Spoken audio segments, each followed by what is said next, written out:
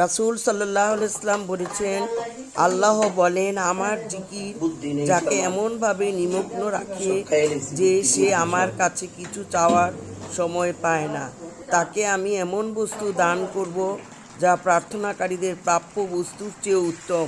বুখারী। তোমাদের মাবুদ একমাত্র আল্লাহ, তিনি ছাড়া অন্য কেউ করুণাময় দয়ালু মাবুদ নেই। সূরা বাকারা 163। আমি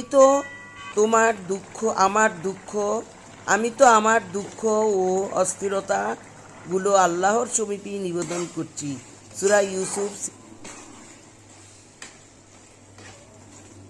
আল্লাহ কষ্টের পর সুখ দিবেন। সূরা তালাক 7 আয়াত। হে আল্লাহ, আমি তো কখনো আপনাকে ডেকে ব্যর্থ হইনি। সূরা মারিয়াম 4। ভিডিওটি ভালো লাগলে লাইক, কমেন্ট, শেয়ার করে পাশে থাকবেন।